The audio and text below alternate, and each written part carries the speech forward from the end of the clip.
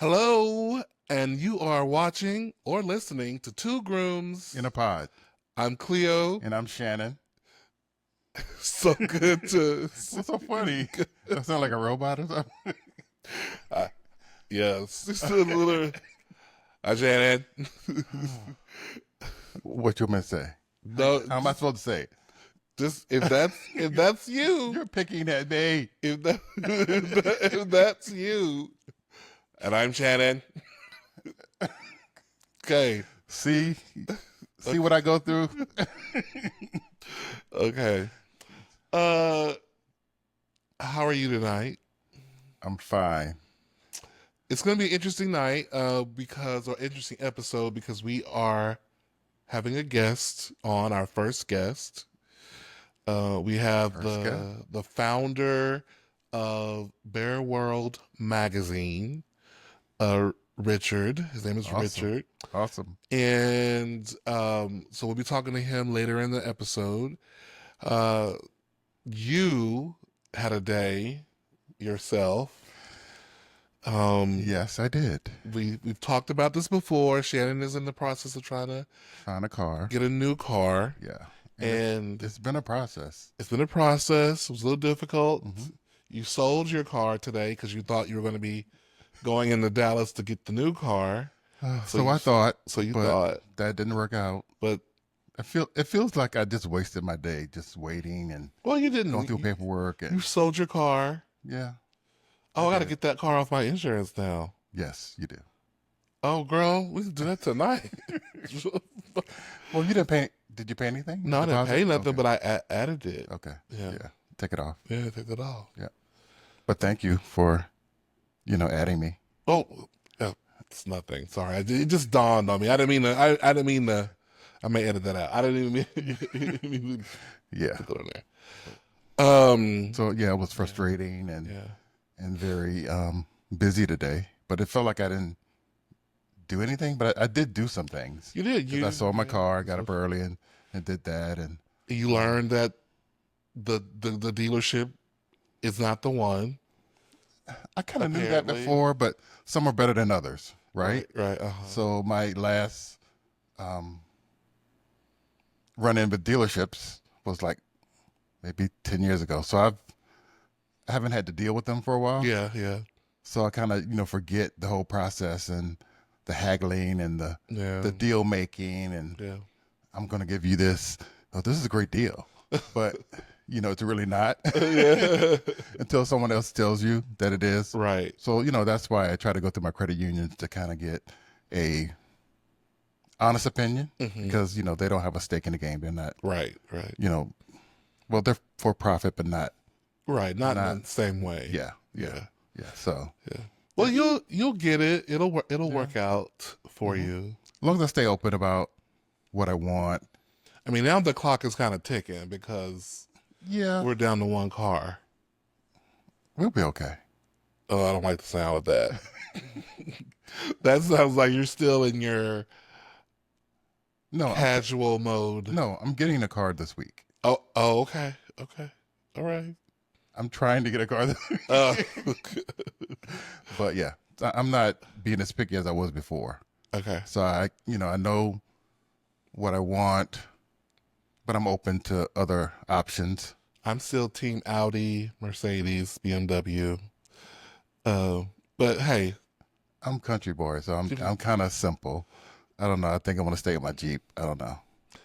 No, like I said, I support you in whatever you want to do. Okay. But I'm still long as that's important. I'm still team what I said. You're going to be riding and driving anyway, either way. Either way it goes. But thanks for your opinion on what you like. I appreciate it. Yeah, I'm sure you do. Yeah, I'll keep that in mind. I just want to do a quick shout out to the graduates of 2025. This is that time of year. People are graduating college and high school and trade schools and grade school, kindergartens, whatever. All that. Yeah. Shout out to y'all. You did a lot of hard work. Some of you cheated your way through, but you got through it. Some of you begged and cried your way through, but you got through it. The point work is, with what you got. You work with what you got, and you got through it. Mm-hmm. So, congratulations to y'all. Congratulations to you people. Congratulations. Yes. And good luck on the next stage of your journey, because it's up to you now. Mm-hmm. Not the grade school graduates, but you know, that's still an accomplishment. It's an accomplishment, but it's not up to them now. You're still living at home, and you shouldn't be listening to this podcast either. True. This is an 18 plus podcast. But to the high school, the college graduates, good for you. At schools, whatever, good for you. Because to start a project and see it through to the end, and you had a lot of obstacles, I'm sure, along the way. It can be hard, but you made it through. So congratulations, on this stage of your journey. Yes. Yeah, absolutely. A few episodes back, we talked about the emergency I had having to pee so bad when I went to someplace, and I don't know if we ever acknowledged a listener who, so I get this thing in the mail, and it was like one of those pee in the bed pan things. Urinals. It was like a urinal, a portable urinal. Yes. White plastic.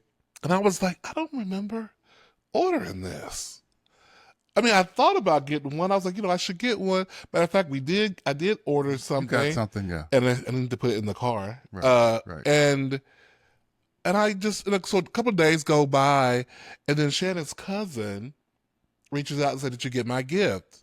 And I'm like, what gift? Well, she had the gift certificate in there, and I read her name. I was like, oh, I didn't read no paper in there. And I was going to ask you about it. I'm like, is this something from, our wedding last year? It got mixed up in something, yeah. So it's kind of weird.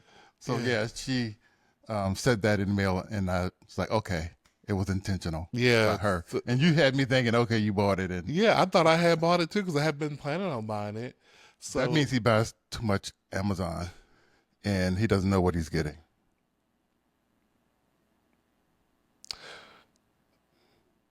I said what I said. It's really difficult to receive that from a shopaholic. Okay. It takes one to know one. Does it? Yeah. I don't think it does. I don't think it does. Can we just take account of all of the boxes that have been coming here lately? I can at a certain account time for of the month. all of them. You can't. And how they're because needed. every time you open them, what is this? No, I don't remember this. I know what's coming. No, you don't. Yes, I did it today. I do. Well, of course, I don't know what the exact thing is, but when I open it, I go, oh, yeah. I ordered some, like, for example, what came in today was some frames to hang my vinyl records. Very useful thing. Because I'm not playing them, hang them, make them art. That's very useful. What else came in today? A straw that converts dirty water into drinkable water, which you all need to get one because if the electricity goes out around here the way Trump is playing, and then in Japan sends that EMP, it takes out all the power, girl. No more podcasts, no more clean water. So you're working on our survival kit. Yeah, that's important. Survival kit. But my point is, it's still a lot of stuff. But that's not what. That's like, well, I don't understand. I'm just pointing it out. The logic. Nothing. It doesn't have to be logical, does it? Clearly, it doesn't. But anyway, what a digression. Hopefully, y'all still listening. They are listening. But thank you, cousin Wynn, for the urinal. I will put it in the car, and hopefully, I will never need it. But if I do, I will be in good hands. You will. Yes. Thank you. So thanks for that. So let's see here. I have a couple of things. So there's this viral video of this man who goes on a date. Well, he's been chatting with this woman. They've been talking, and How long have they been talking? I don't know. I mean, let's assume it's like 2 weeks or so. Okay. They FaceTimed or whatever as Mm-hmm. well, but they never met.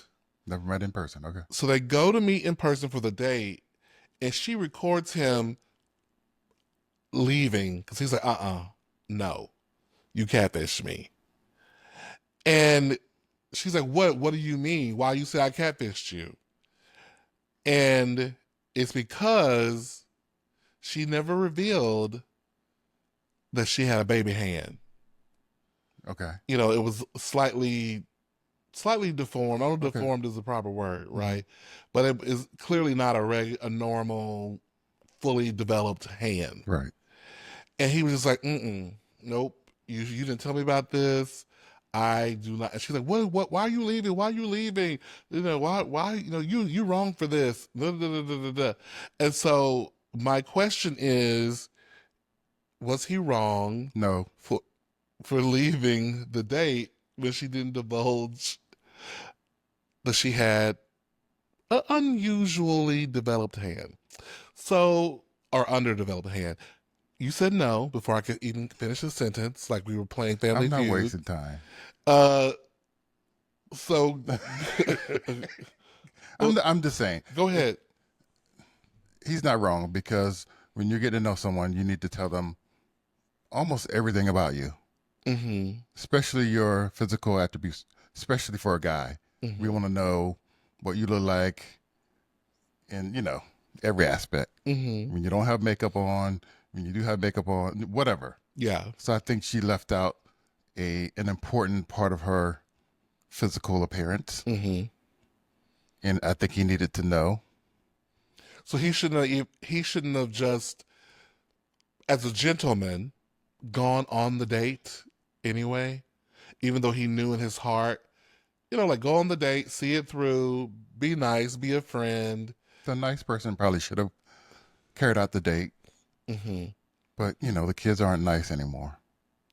Yeah. I mean, why, I guess for him, why waste his time if he knows it's not going to go any further, or not even a friendship? Because she didn't divulge that information, how can you trust her on certain things? Right. To be able to be fully, transparent with him. Yeah.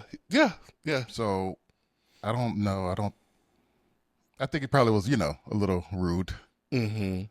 But I think times have changed. We probably would have went, maybe she's cool. Because, if you chat with someone for, at least a few days or whatever, you kind of build a rapport, and you know what you like them personality-wise. Right. So they could have been friends. But he wasn't wasting time. So maybe his intentions for her were, relationship, physical. He didn't want a friend, why waste his time? True. Well, I would like to say that he was slightly rude and that he probably should have, waited, like went on the date. But I'll be honest, if it was me, it'd be a no-go too. Yeah. I mean, I've had that experience in real life before, where, and this was before. This wasn't even a matter of like being on the internet. And this was like someone I knew in real life. It was when I was in college, and we were kind of talking, and when we began to start making out, some things were revealed. So in the make out process. So they didn't have any prominent physical ailments. It was not on. Yeah, you couldn't tell. Okay. Until you got busy to a certain area. Okay. Okay. And there was a deformity. Okay. Not like a limb. Huh? Not like an appendage, Right. It wasn't like anything like arm or leg or okay. Nothing like a carnival. Okay. But it was unusual. Okay. And should have been probably given a heads up about it. And when I encountered it, I paused and was like, oh, Oh, it's late. That's so fake. Oh, I got homework. That's fake. Oh, I can't be up. It's so late. What time is it? Oh, gosh. But you know, that wasn't the first time. I can't. And so I mosey on about my business, and we never encountered in that way. We talked. Did you become friends? But not like that. No, we did not become friends. See? You're proving my point. No new friends. No. No, I mean, I think that there's some superficialness there a little bit, but I think we like what we like. And maybe it's something we're afraid of because we've never seen it. Mm-hmm. You know, so unless you have something that's not quote unquote normal or average. I mean, you should always warn people. It's like, you know, and not to get too graphic, it's like if you are someone and you have an unusually large appendage, you should warn people. You have an unusually small one, you should warn people. You know, if I think if it's if it's beyond the normal, there's a range. There's a range somewhere around 6 to 5 to 7, 8, 5 to 8. Once you get below or above, you need to give somebody a heads up. I think. But that comes out. That should come out in the conversation, getting to know each other, and your likes and dislikes based on where you think this is going to go. I think, because some people have very clear opinions. Like I have friends who are in 2 different camps. I have friends who, I don't know if they've ever seen something that's too big, and I have some friends who, like, oh, 6 over 6, please leave me alone. I get it. You know, so I think you have to have those kind of conversations. I think that there are ways to handle things, but I think in this day and age, we're in the age of pop the balloon, right? People are not wasting time. People are not wasting time They're anymore. not. They want to know what's going on in almost every aspect. Right. It's like why in like dating apps, which, you know, I don't even know if this is true anymore, but, you know, I'm sure that this is still true. You have a profile for a reason. And you put different things in there. They have things like, you know, what's your HIV status? Are you bi? What's your they, them? What's your pronouns? You know, like they have all those things so that someone can read real quick and decide if they want to deal with that. Correct. Are you a top or bottom? Are you a side? Are you there? Like all those things. Like, and then when people don't put nothing in the thing, things are omitted. Right. That's a sign that you're hiding something. It's usually a red flag. Yeah. It's usually a red flag, right? And unless you got some really hot picture, right? Your picture's like so great, then that's so cool. People will ignore what you got anyway, what you've written, because they're going by the picture sometimes. Those sites can be anybody can be anybody. Well, true. You know, people lie a lot. They have, you know, fake pictures, old pictures, fake ages. That's a big one, right? Y'all need to stop it. Yeah. You don't want nobody That's how people get who don't want you for who you really are. Yeah. You know, to me, it's almost like it's self-elimination. You put the truth, and anybody who don't want you for your truth will leave you be, and you don't have any of that anxiety of having to reveal and divulge. That's the good thing about if you're dating now and you have a profile. Girl, put the weight. I mean, you might shave 30 because you might be like, 30? I mean, you might say like, look. How about 10? Well, it depends. let's say you're 305, right?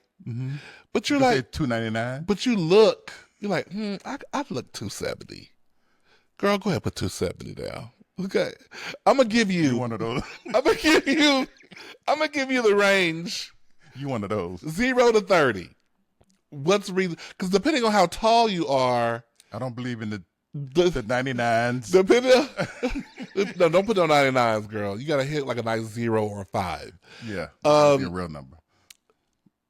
depending on how tall you are, that's how far the range can go, right? Like if you're a shorty, you 5'5", that's 10 pounds. You got to be within 10 to 15 because that makes a lot of difference on a 5'5".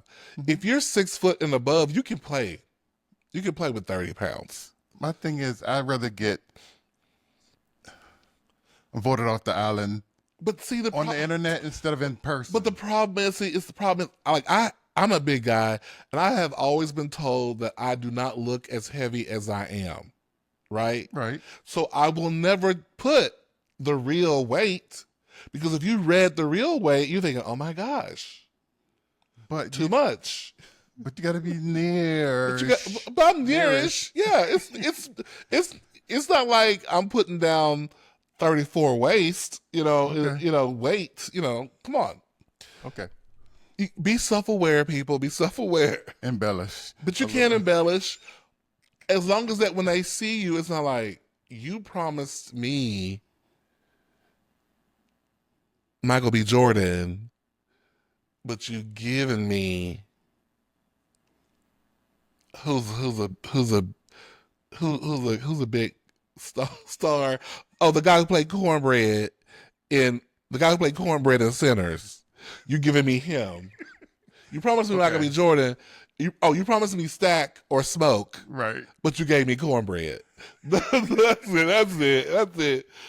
Yes. Okay. You can't be doing no craziness like that. Yeah. Yeah. But you can play. I'm Cornbread down 20 pounds.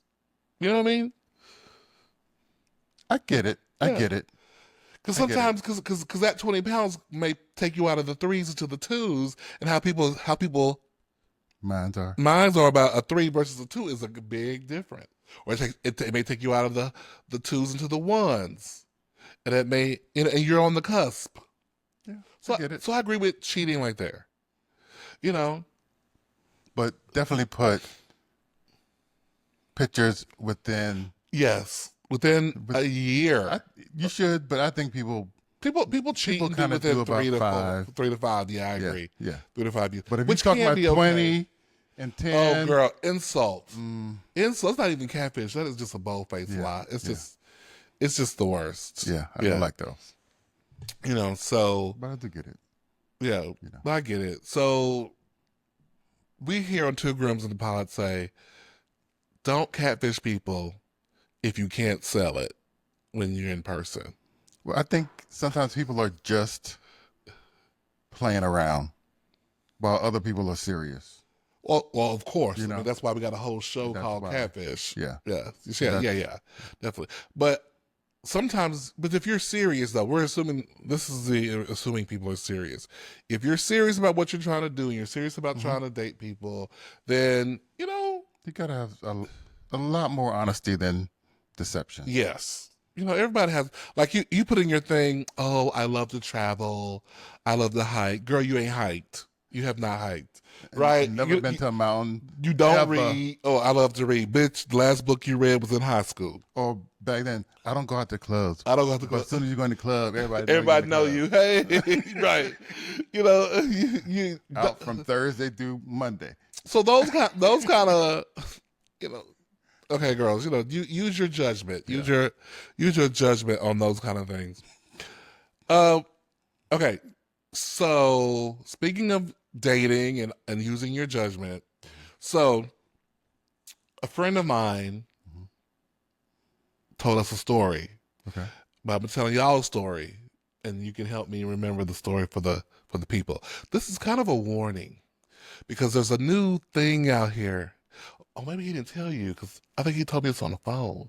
No, this wasn't over dinner. You holding out. I saved another story. I saved it. This podcast. Oh, you on my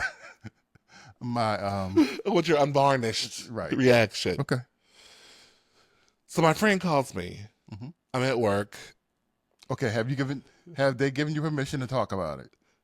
Because you know how you are. We already had a whole conversation about how I'm going to do. Really? He knows. Okay. How I do. I'm not mentioning him. Y'all don't know him. You will never know him. Well, yeah, that's given. But you know, your last It's okay. Okay. It's fine. So he calls me. I digress. Sorry. I appreciate your concern. I'm looking out for you. I appreciate it. Okay. I appreciate it. All right. Okay. So he calls me. I'm at work. Phone rings a couple times. I'm in a meeting. I can't answer. Mm-hmm. He calls again. I can't answer. Girl, what are you doing? I can't answer. So, and I think if it was something really important, he'd call you. You know, and you know, and like, hey, I got to get a hold of Cleo, but he didn't. Okay. Like so an emergency. Right. Yeah. Like life or death. Okay. Yeah. So, okay. All right. So he calls me, and I call him back.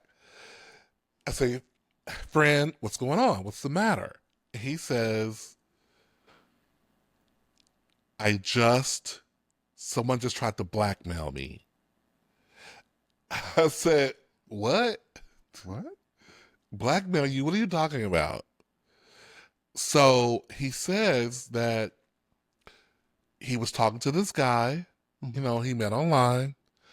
They had been chatting for a minute, just texting back and forth. They had sent each other some spicy pictures. Ooh. You know, it got to that point. They're grown. Everybody's grown. Everybody's 40 plus. Shit, I think he's over 50. You know, sending pictures, as people online are prone to do. And the guy says, well, you know, let's get off here. Let's start texting each other, because I guess all this was in the app, I guess. Okay. So then they started texting each other, and then the guy,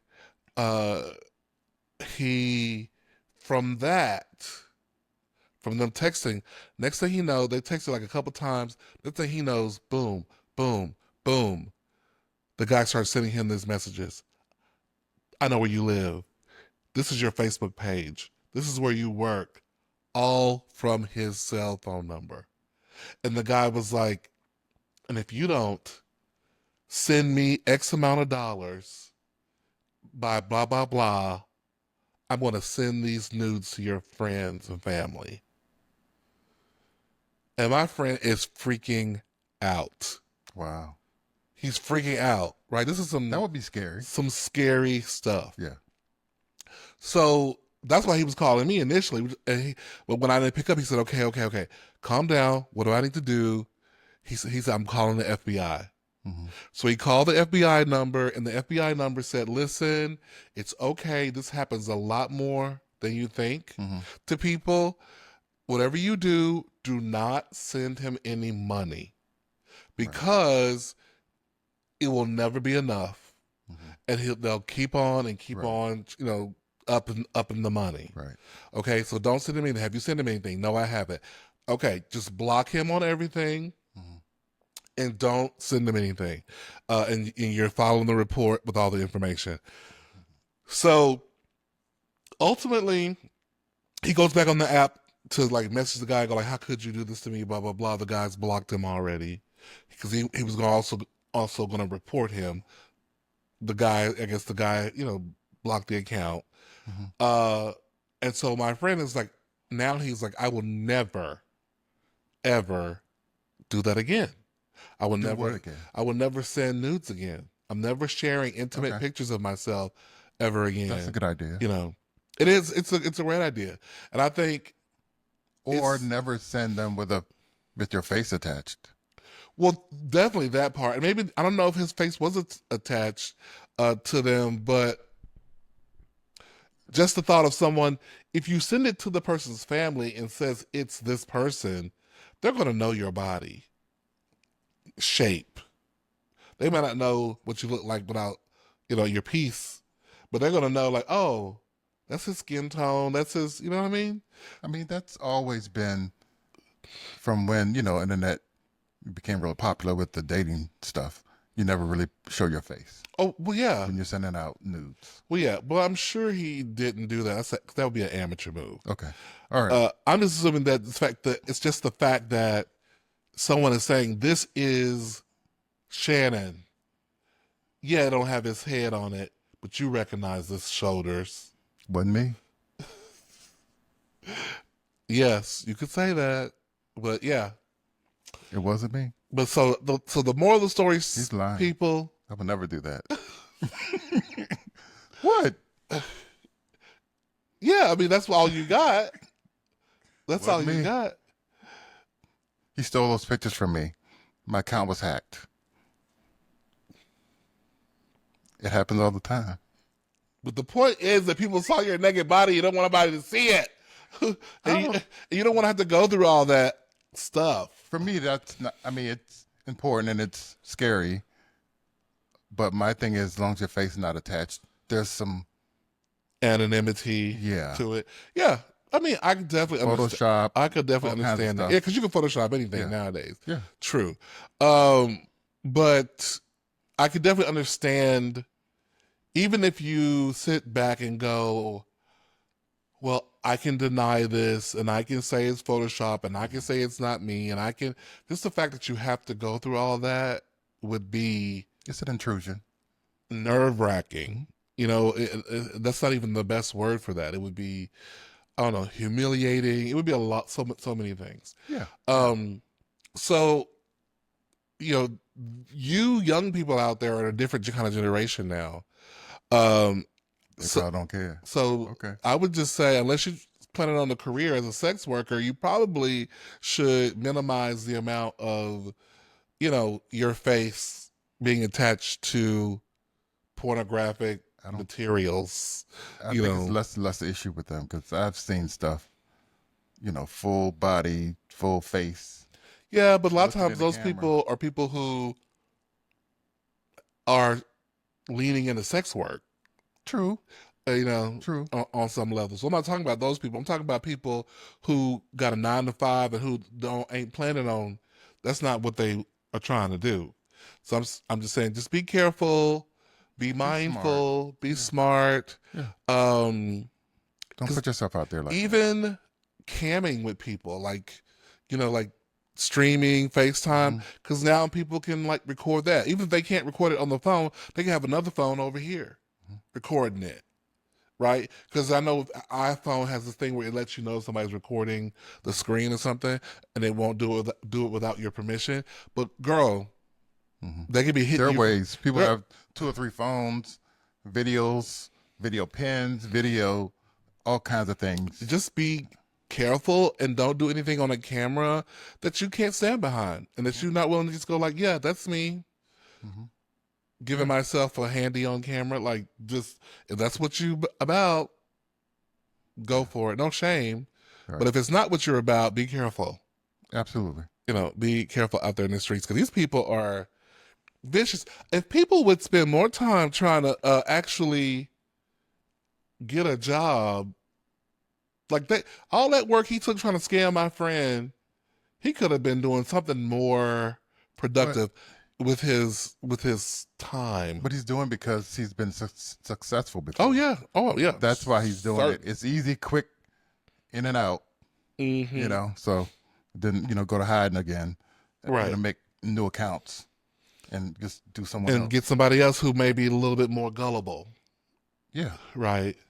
This time you're going to say, well, I don't see your face in the picture. Why don't you just do a little, let me see a little bit of your face. Yeah.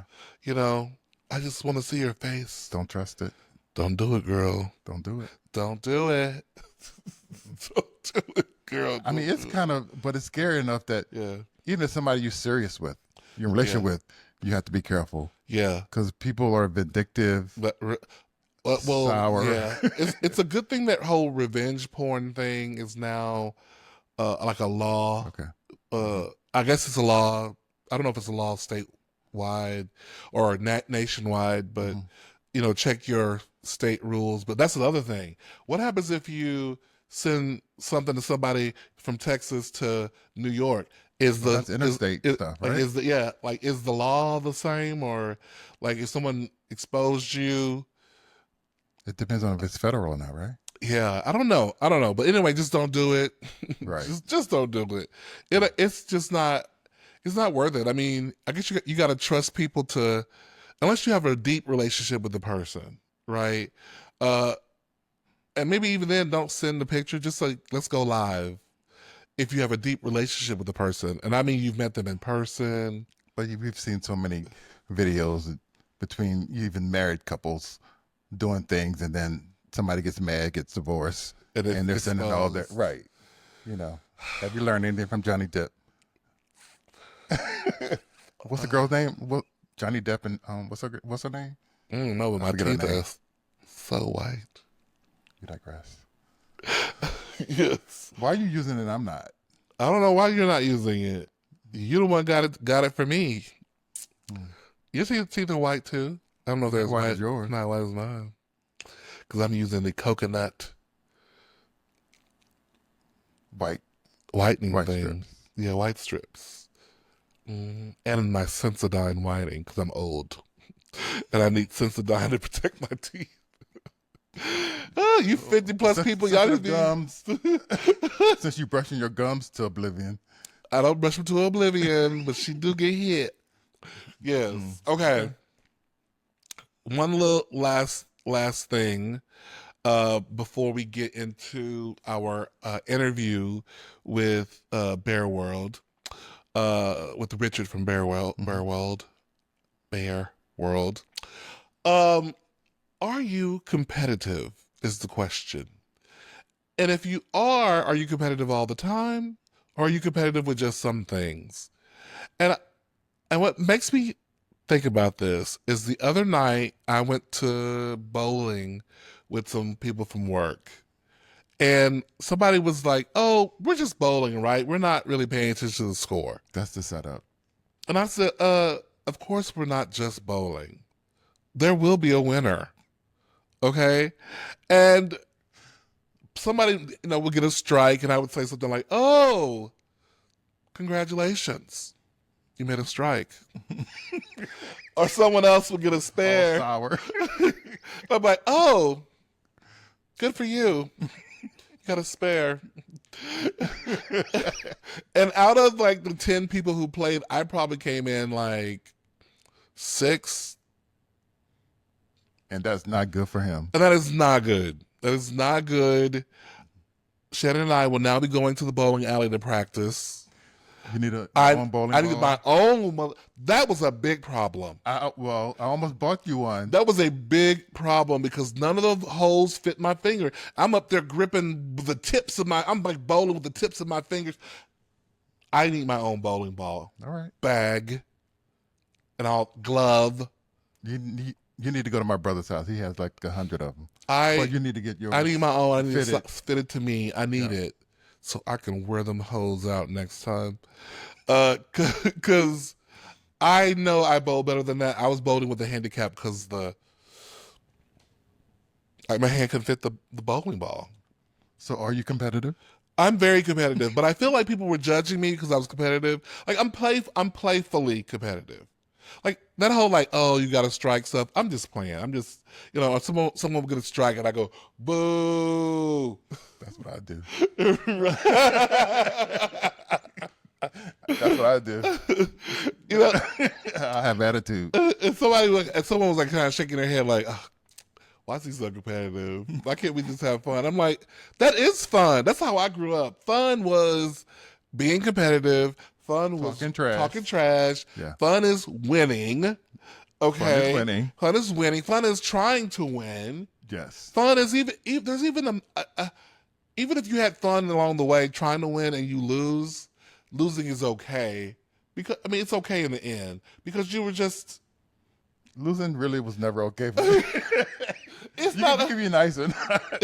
It's not okay. Like I'm good with it, but I can accept it and not be a sore loser. Yeah. So like I'm not a sore loser. I'm a trash talker. I'm a winner. I want to win at all costs. That's fair and decent. But I'm not a bitter Betty about it. Yeah. And I think some people don't really get that because people who are not competitive just think, why can't we just have fun? Why does it have to be a winner? It's like, then it's not fun. Then it's not fun. Because you're just going through the motions. Why are we here? To win. Are we exercising? Yeah. Boo. Like, what are we doing this for? What's the fun? Yes. So we can go somewhere and eat instead of trying to do something competitive. Okay. Exactly. So yeah, I get you. Go for a walk. I was very competitive when I was younger, and I think it kind of lost me when I got out of it when maybe in my 30s, 40s, I kind of like, okay, I'm getting a little bit too intense with this. And it would affect me afterwards or a day or two. I'm like, Oh, okay, you feel you bitter. can't, right. Oh, you carrying her. Oh, yeah. Definitely, Yeah. depending on who I'm playing with. Right. So I had to kind of let that go. Now, depending on how the game goes, let's say, because during last Christmas when your family was here and we were playing, I think we were playing Uno. And we played Sorry. You played a couple of games, but the point is that there was a couple of moments where I was about to show my color because I felt like I was being done wrong. But I said, okay, you need to let this go because this is just a little family holiday game. Well, your family's here too. Yeah, my sister was here too. Okay. Yeah, because my sister and your niece, they was getting deep into were double teaming me, talking trash, and he wasn't having it. It's not even about the talking trash. It was about a rule. Like they were trying to claim something was a rule, or it wasn't a rule. Right. Whatever the case may be, we had done it this one way a previous round, and now they were trying to say we didn't have to do it in this current round because it didn't serve them. And I was and you was about to beat them up, and then now they want to take it out of play. So I just said, I'm gonna let this ride now because this is a whole new situation. But in the future, this shall not be tolerated. Well, see, depending on what kind of cards you're playing, especially Uno now, there's so many house rules. There are house rules, and then there are rules that of the game that we never used to play because we always played house rules. Right? Yes, and that's my other thing is that the rules of the house. They were in my house, our house. So don't go against me on the rule. I'm telling you what the house rule is in the conversation. You got a point. This is the house rule. Who cares what Uno says? Who cares what Uno said? This is what the house says. Okay? And we won't, the house rule doesn't change up. It doesn't oh, you said this 5 minutes ago, now it's this. It doesn't do that. Right. But okay. Okay, y'all. We're competitive. We're both competitive. Yeah. Sorry. One more than the other one. Probably. Yeah. But that's okay. For me, I just kind of let it roll off. Or if I know I'm going to lose, I don't want to play. Oh, horrible. Can't stand those kind of people. The give-uppers. Yeah, I'm like, I'm not good. I see the loss coming. Instead of fighting to the very end. I've lost like 4 times. Oh, yeah. And I'm like, okay, you want to get up? I'm out. I'm out. Nah, I'm just not good tonight. Yeah, I can't do that. I want to get at least one win in, I want to. Okay, we're already at a lot of time, so we're going to stop because we don't want to wear y'all out because we do have an interview coming with Richard from Bear World. It is a tongue twister, right? Bear World Magazine. You can find them on Instagram. And I believe they also have a .com too. Okay. But definitely you can find them on Instagram because that's where I found them. Bear World Magazine. That's why I say it when I talk to him. I'm going to be all over articulating. Yeah. Hi. Like I was when I first came on. Tell me about Bear World Magazine. Shannon's been making fun of me lately. I have not. Because I'll say something like, he'll say something like, oh, okay, we're going to do that. And I go, okay. Yeah. Yeah. I'm like, yeah. But it was one time you did it, and it was so funny. You had to laugh. But that's because you pointing it out. Like, listen, I have many layers to me, and there is a Becky in here somewhere, okay? And sometimes Becky comes out, and we'll be talking. I'm like, yeah, sure. And then he'll go, yeah, sure. Like, don't do it. Why are you making fun of my inner Becky? Because leave her alone. The moment it comes out, it's totally quiet, and it's so apparent. So, where's this coming from? Oh, but you can admit it's not. It's unconscious. Like I think it is. I'm not doing it intentionally. Yeah, I'm not like being funny. I'm just like, it's just. Yeah, sure. Okay. he never ceases the opportunity to make fun of But it. this is new, though. Is it new? I never did that to you before. I never. Oh, I don't know what it was. You mean It you was let just it go before? Or I never did it before? I never noticed it before. You never noticed it before. Maybe 2 weeks. Maybe it took me this long to get comfortable to let this slide out. Okay. To let the Becky out. That's good. That's all right. All right, y'all. We'll be right back with Richard from Bear World Magazine. Damn. So, everyone, this is Richard G. Jones, who is the founder of Bear World Weekly Magazine. And Richard, welcome to Two Grooms and a Pod podcast. Thank you so much. Yes. Really lovely to be here. Yes, we are really excited. You are our first guest. Yes. I am honored. Thank you very much. Listen, I was scouring the internet and I was trying to look for inspiration and I came across your Instagram page and I started looking and I was like, okay, yeah, these people are my people. And, so we want to find out what's going on over here in Bear World. So let's just start there. Sure. Who are you and how did you get started with this magazine? Oh, gosh. It's all by accident. I was working on another magazine, it feels like a million years ago. It was about 12 and a half, 13 years ago. So bearworldmag.com is the website. Bearworld Mag it'll be 13 years old in September. In terms of being out in the world. In 2012, I began working on it in the April. So there was a lot of work going on in the background before we kind of put it out into the world. And yeah, I was working on a website. I was a guest on a website, like a bear chat website that you would go on and chit chat. And the management kind of posted a post saying, anybody help us raise money? And it had a really good membership. I mean, I wish I could remember the website. It doesn't exist anymore. But they were looking for funding ideas or help raising money. And I posed an idea of, why don't you create an online magazine? You've got like 30,000 members. You could have a magazine. And they kind of came back to me and said, well, would you pitch an idea and you do it? And I was like, well, that's not really what I meant. I didn't mean, that was not what I meant. I'm like, I was thinking of doing something else at the time. So I thought, well, this is an interesting idea. I pitched it or began to work on the pitch. And they folded, I think, because I never heard from them again.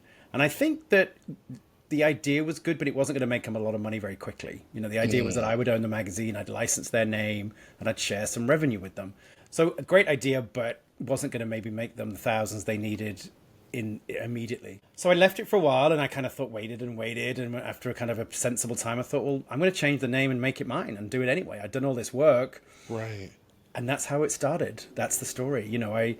I spent that April to September on the internet. I was living in the UK at the time, so I was on the internet talking to American bears, American bear events, and kind of learning. I decided to do a bear magazine, but I didn't really know everything, so I had to learn it pretty quick. And everybody I talked to was very generous. Modern Bear in California were very good to me in helping. Growler was very good to me back in the day when it was kind of independently owned. They're still good to me now, to be fair. So it was all a happy accident, really. And I've just been riding it for 12 and a half years.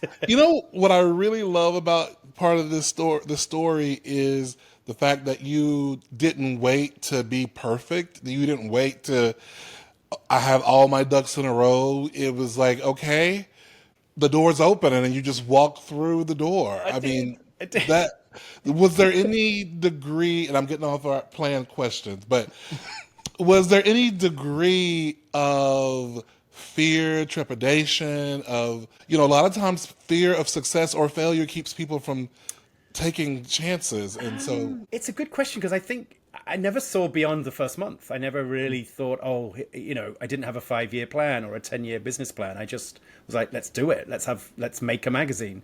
As I said, I reached out to people I knew, designers, photographers, people in the States that were running bear stuff, and just said, I want to write about you. And the content kind of appeared because they were very generous with photography and saying, well, let's put this article together. And that, before I knew where I was, we had a magazine. And it made money. I've lived off it for 12 and a half years. I mean, sometimes I've been, it's just about paid the bills, and other times, and I've been very lucky where I've lived, and my husband's been amazing. but I've been very fortunate not to have to do any other kind of day job since I decided. Wow. It's been great. It's been great, and I thank everybody that's contributed, everybody that's written for us, everybody that's lent their photography for an article or whatever. It's been a great community to be part of, and I still think of it as a community magazine, and the community is at the heart of it. I have a question. Yeah. So, is your magazine digital or is it soft copy? It is digital only. So when we started it, it was designed like a magazine, and then it was on a website called Issue, ISSUU, and like millions of different magazines are on that site. And then what you do is you kind of go to it, and then it's like a pretend magazine. Like you can pretend to flick the pages or slide the pages if you're on an iPad. So we did that for a couple of years, but it became kind of quickly realized that we were missing things. Like if you had an event tomorrow and we just done the magazine yesterday, I couldn't promote you because we'd done the magazine and it's not going to be another month till we do the next one, and then it'd be too late because your event's gone. So it became a realization that we really needed to make it like a daily, what I call a daily news website where we put articles up every day. If you guys phoned us up and said, "Oh, we're doing a launch tomorrow," I could quickly do a social post and get it out, or an article, and so that transformed it. I think that we were able to reach more people, be more responsive to the community, and really be there for the community all these years. And let me ask a question, because I'm making a big presumption about our audience, right? There could be, we could have a diverse audience, right? And they might not know what bear means in the context that we're talking about. They may think that you really love grizzlies. Can you explain what do we mean in the context of bear world? It has morphed and changed and grown and diversified over the years. But the kind of the initial thought about a bear is it's typically a gay male who is bulkier, chunky, or chubby, and is furry and with a beard. That's the kind of the basic kind of what a definition of a bear was. And I think, and it kind of got defined in the kind of the early 80s in The Advocate, where they wrote an article called Who's Who at the Zoo. And also I think that there'd been bear books written by Les Wright, the historian, had written about the bear community. And I think that convergence of the early 80s began to define this subset of gay men with a very specific look. And then over the years, it has morphed, it's changed. We have trans bears now, female bears. You can be an 18-year-old bear. You could be a 99-year-old bear. You could be a skinny bear. You could be a hairless, skinny bear. If you feel that's what you are and you want to be, what I say, come and be in our gang. I think the bear community is very accepting of those that want to hang out with us, who may not look like us.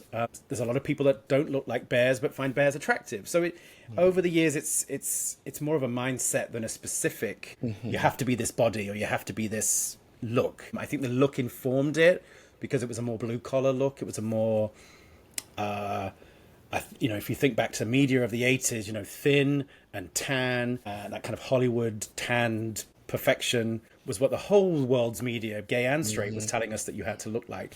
And I think that's why this movement community was born, because media was beginning to be, the magazines were starting to talk about it. Les Wright, the historian, was starting to record that history of it. And it's grown from there. So I would say to anybody, if you don't have to look a certain way to be a bear, but if you like all of us and you want to come to our bear events or hang out with bears, great. We welcome you with open arms. So, question on that. So, you've been to, and correct me if I'm wrong, but you've been to like the P-Towns and some of the more, I guess, iconic bear events? Some. Yeah. Not all the time, but sometimes. Do you find, because like, for example, when you said female bears, I was like, what? Girl, what? Yeah, that was new to me. Female was new but to me. we are country. So, we're not big city bears. Yeah, no, I mean, it's a small amount of bears, but I think it's part of the lesbian community that equally felt that they don't belong in certain parts of their community. And I may be getting this wrong, and if there's any of my sisters out there that I'm getting wrong, please correct me, but felt that the bear community was maybe a safe space for them, and some bear events have opened their arms and welcomed them in. And there's I don't know whether it still exists, but a few years ago, before the pandemic, there was a bear group, I think in Kentucky, and they called themselves the Klondike Bears. So, which we loved, and their group was very open, and they would send some of their kind of members of their community into like World Bear Weekend or North American Bear Weekend to run, and those events have created very specific titles for our female bear sisters. And as I said, it's not a huge crowd, but they're there. And I think just, the fact that the queer community as a whole, I think has changed so much over the years. And I think, that's great. It's a great thing. We've had female bears on the front cover. We've had trans bears on the front cover. I'm very proud of that. And I say we do a front cover and we don't print, but I do a digital front cover every month just as a kind of hang the rest of the month kind of on it in some small way. But yeah. Now, what is the process of creating the magazine? Like, let's say, like you call it an edition? Is it a? You can do, but we're not like a monthly edition magazine. So we do a front cover and 5 articles that go with that front cover just at the beginning of the month, just to kind of tap into kind of the PR moment that gives us. And also, if we're interviewing somebody really special, they do get their front cover moment, and we like doing that and all of that. So there's digital front covers. Those 5 articles come out on the same day. And then the rest of the month is just an article every day, or 1 or 2 articles every day. Gotcha. Like we're a daily news reporting website. Gotcha. That's kind of how it works. So it's a bit confusing because we call it a magazine, we have a front cover, but we never print, we never have. Hey, that's why we're here. That's why we're here. Okay. Yeah. I mean, that's why I wanted to clear it up so that, listeners can, find out where to get it if it was soft copy or where to go. So hopefully we can get your information on where everybody can go look to actually find it. It's dead easy. Bearworldmag.com. Okay. That's Okay. it. And all the socials are Bear World Mag. So it's easy to find. It's free. You can sign up for newsletters. That's all free. We've never, you can support us by throwing us $5 here or there, but it's not a subscription. It's just a kindness kind of thing. Okay. Nice. And what's your handle on Instagram again? Do you remember? Bearworld Mag. Bearworld Mag. Okay. Yeah. Let's keep it simple. And you're on Facebook, IG, TikTok, and we are on TikTok. I don't do the TikTok, but we are on the TikTok. We're going to be doing more TikTok coming soon. We've got a lot of stuff happening on TikTok starting in July. Awesome. So now, have you noticed any trends or what's on people's minds right now that they're writing about or talking about? Where are we right now? Gosh, that's a good question. I mean, I think, the 5 articles that came out this week, I've got to try and remember them now without trying to go to the website. But we had an article reporting on Wolf Week in Key West, which was a new bear weekend at Island House and kind of in the town, which we helped create. There was an interview with a film producer called Andy Langdon, who is working to create a really high-end documentary about the bear community. He's working on kind of a pilot episode for pitching into the channels. And he was at, have you heard of International Bear Convergence in Palm Springs, which happens in February? He was there filming, and he filmed all kinds of guys, like interviews and about their life and everything else. So we had an interview with him, which was great. We just interviewed the new Mr. Bear International, who I've forgotten his name, so forgive me, but he just won out in Thailand, in Bangkok. So they do a really amazing bear kind of title run. It's very, very kind of high end, and it's part of their Songkran festival that they then put a bear week around, and then they have that competition. So we've just had that. That's the 3 I can remember. So we don't do politics. I mean, that's one thing we've kind of always steered clear of. I mean, we're very acutely aware of being queer and being supportive of what's going on. We have interviewed politicians before, but trying to respond to the politics of the day, I don't know that I've got the brain power. I'm not a political journalist. We don't work with political journalists. We have occasionally, but for us, I think we're a bit of joy. We're bear joy. Come and find the joy with us and find out how you can get away for the weekend. And we'll support people in all kinds of ways. If somebody said, "Oh, I'm doing a bear event to raise money for my local senator or something," great. We'll like help, but it's not that we kind of just. There are better people doing cleverer things in the politics world. We do the joy side of things. Yeah, I totally relate to that. I will be so frustrated, doom scrolling, and then doing this is more of a respite from all that stuff, right? And I some very clever kind of queer activists have said, live with joy, because it pisses them off more if you do. And I was like, you know what? That's great. I love that. That's what I'm going to, I'm not going to be cowering in the corner. It's like, no, I'm going to the bear events. We're going to do our stuff. We're going to, keep informing about what's going on so people can live their bear joy. That's our goal right now. Have there been any stories that you have done that you remember that's brought you a lot of joy? been pivotal in your growth with the magazine, and maybe a story Yeah. that was kind of hard for you on top of that? I mean, there's been it's hard to single things out. It's been 12, nearly 13 years, and we everything has brought me, working on the magazine has brought me a lot of joy overall. We've interviewed some phenomenal people from the community, kind of famousy people. But I think for me, as the little queer kid inside me, when I got to interview Armistead Maupin was probably the biggest kind of cheeky thrill, because I'm not a journalist. Like I was in a room full of seasoned professional journalists, and I got to sit in that room and get my 10 minutes with him about Now, his for new people book. who don't know him, can you tell us who he is? Sure. Armistead Maupin he wrote the Tales of the City. First of all, it was a column in San Francisco newspaper. I want to say the San Francisco Chronicle, but if that's wrong, forgive me. But it was I think a weekly column, very, very short, that just kind of reflected on made up characters that lived a life in San Francisco. I'm going to forget the names, of course, already, but it was turned into a series of books that then went on and on and on. I think there's like 12 books now. It's been TV. There's been two different versions of a TV show made of it. One in the 80s ish or 90s, and then one more recently, really to great acclaim. So when I was 17 in London in 1989, so that gives you all my ages and things. The law hadn't changed in England for gay men to legally be gay until you were 21. So, of course, none of us were having sex before 21 because it was illegal. Because it was illegal. But that kind of did keep you kind of closeted and a little bit, more, I guess, cloak and dagger. I mean, the bars were there. I loved going into the bars that were more secret, and you had to knock on doors and go upstairs and all that. But it was around kind of that time that things were changing and bars were opening up and taking their boarded up windows down. And if you were on the subway in England, in London, there were two things that you could say that person might be gay. And that was if they had a red ribbon on and they were reading Tales of the City. Because I read Tales of the City on the subway all the time because going to work, reading a book.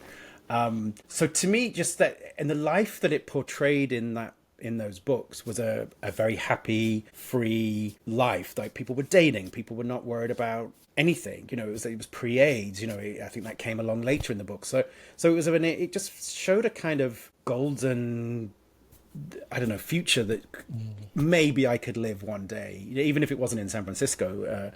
And I just think his books were so powerful. So to get to meet him, and I've been fortunate to bump into him a couple of times in P-Town since, but that first time interviewing this powerful queer author, and I was a baby. I mean, I'd met nobody. The magazine was very young, so there was, it's not as if I had this whole catalogue of, I'd met this person and that person.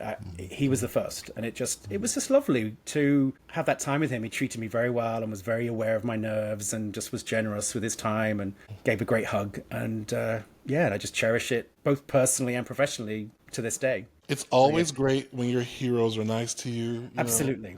Absolutely. I remember this time I was in New York for Thanksgiving at some restaurant, and I swear to you, this is not a lie. Liza Minnelli walked up to me at the table, and it was because I kept staring at her from across the room, and because she was sitting in an open booth, and I was just like, to the guy I was dating, I was like, that's Liza Minnelli. That's Liza Minnelli. And I guess she saw me, and on her way out, she stopped and was like, clearly I was country. She's like, how are you? Where are you from? And clearly I wasn't from New York. And, she was so nice. But That's nice. It's always nice when your heroes are nice.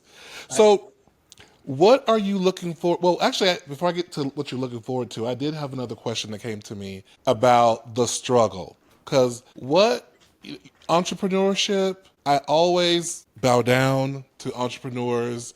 Talk about the struggle of being an entrepreneur, getting through it, and and getting on the other side of it a little bit, if you could. Oh gosh, I mean, have you been on the phone to my therapist?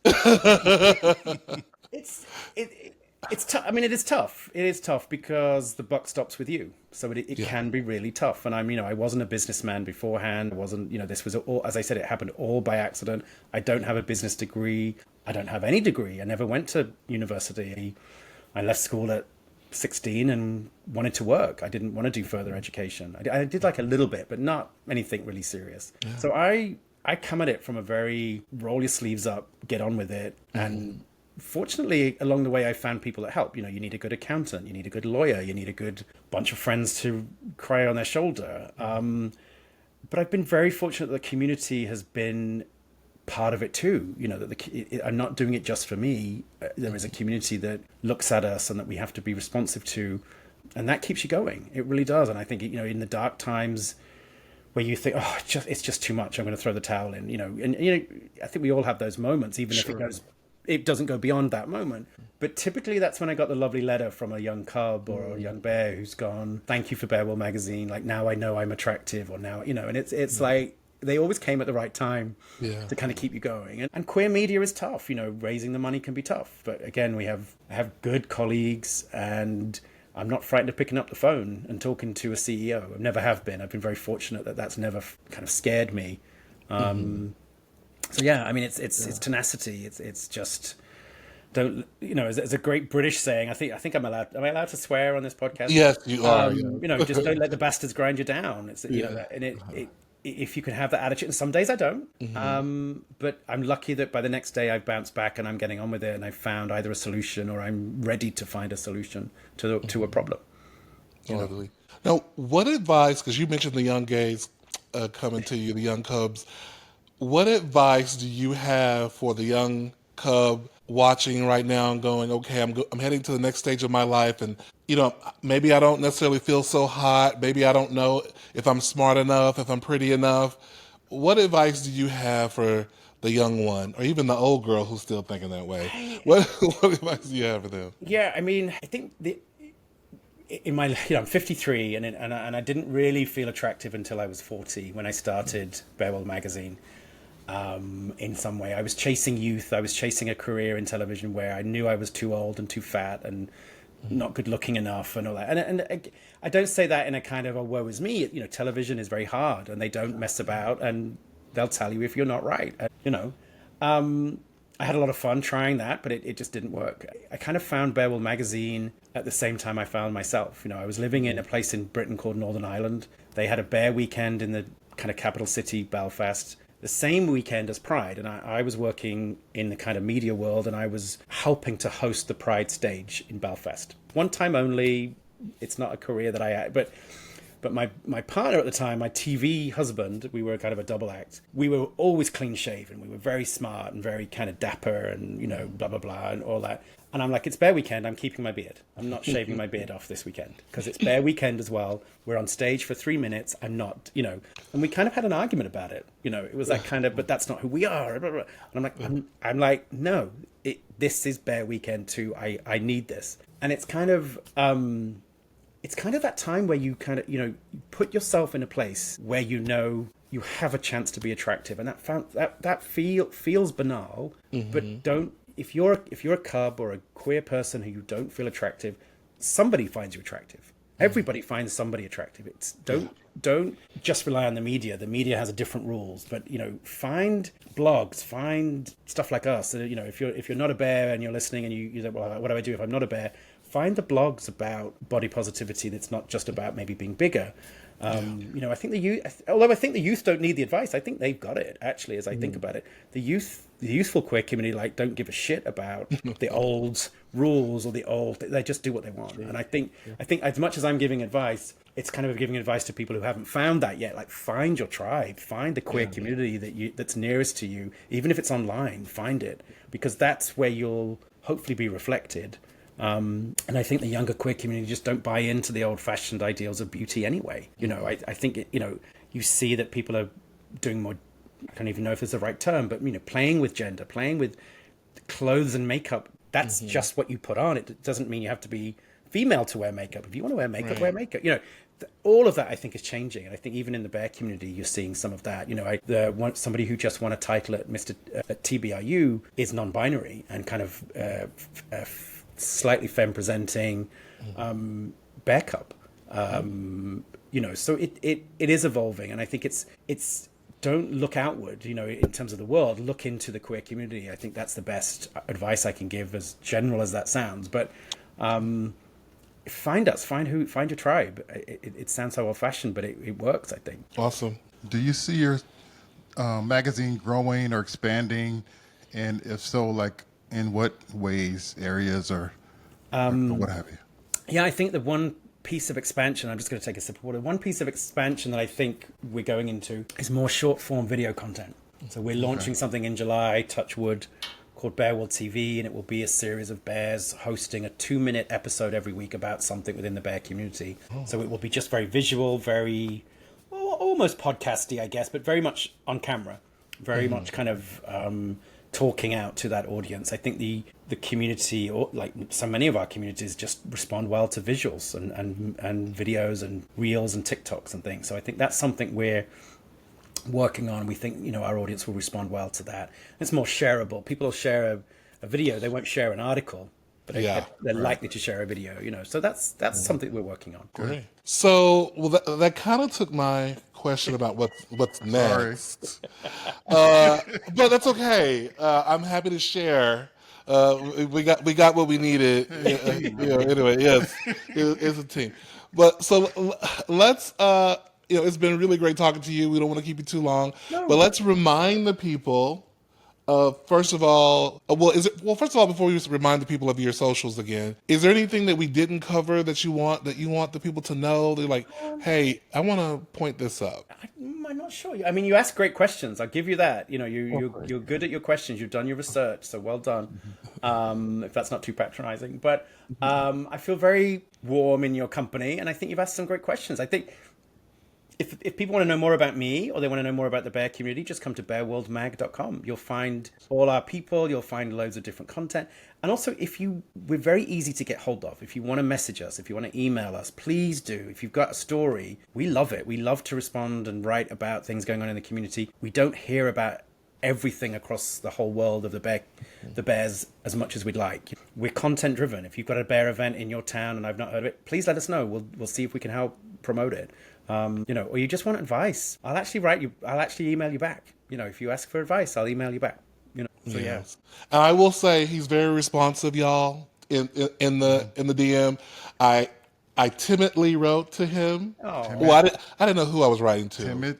Well, I didn't know. I mean, my attitude was timid, but my energy was straightforward. Your energy was don't worry. But he was very receptive, so I can co-sign that. Well, once again, let's remind the people of your handles. You said it a couple times, but let's say it one more time. So the website is www.bearworldmag.com, and all our socials are Bear World Mag. Just look for Bear World Mag, and you'll find us. Perfection. Great. Thank you so much, Richard. We really appreciate you for doing this. Thank you. Good luck with the podcast, guys. I'm honored to be on it, and I wish you all the best. And keep in touch. We will. We will, most definitely. And we're going to stop the recording, but we'll stay chatting, okay? All right. Well, that was great. It was. Thank you so much to Richard Jones of Bear World Magazine for being our very first interview. Yeah. How did you feel about that? How did you feel? It was exciting. You know, I like talking to him and learning about his, magazine and getting it out there and promoting him. And so it was nice talking to him. Well, that's all for Two Grooms in a Pod podcast today. I'm Cleo. And I'm Shannon. And y'all have a great day. Good night. Night. I said great day, then I said good night. I guess it doesn't matter. Well, it is at nighttime, but you ain't gotta go home. You ain't gotta go home, but you gotta get the hell out of here. They don't know what time it is. They don't. Bye, y'all. Bye. Good night. Bye. Oh.